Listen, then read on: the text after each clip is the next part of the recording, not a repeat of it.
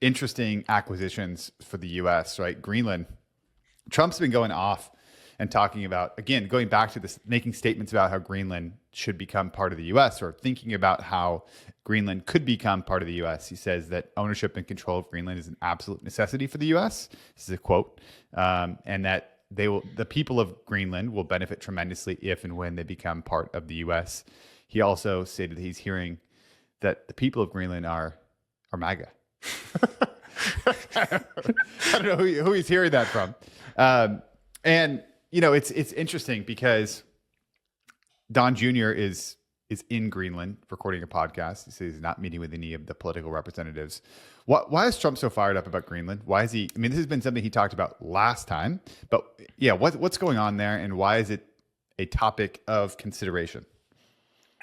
There's so many things going on here. I just want to throw out there first that Greenland's 3 times the size of Texas, but has a population of 57,000 people. So the population's a tiny U.S. city. It's barely anyone. Yeah, it's a town. Oh yeah, it's so small. In fact, if you have a free time on your hands, go on Google Earth and start scoping around Greenland. There's nothingness.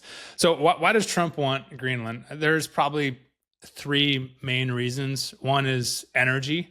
The potential oil, gas that could be there, and is pretty well known that there are a lot of other metals and mining opportunities there, would be long-term strategic for the U.S.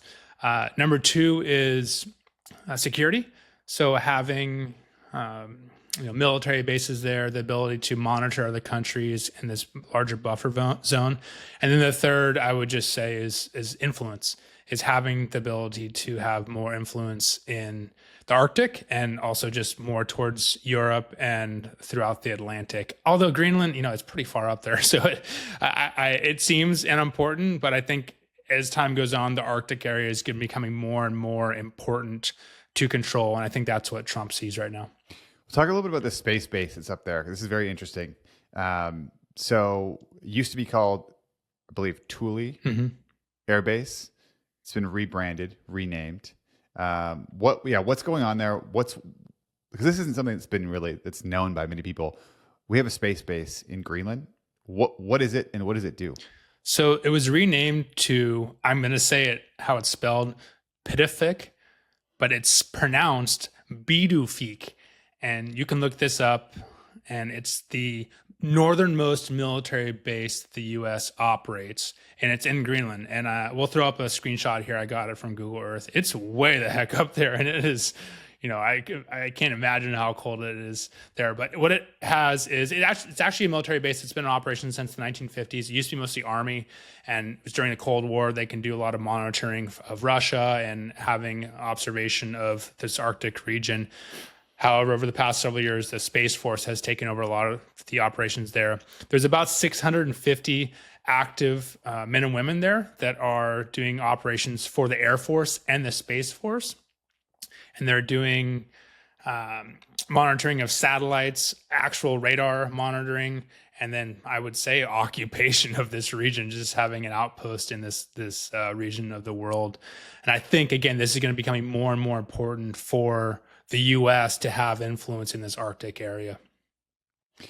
It's interesting. I mean, I'm pro Greenland acquisition.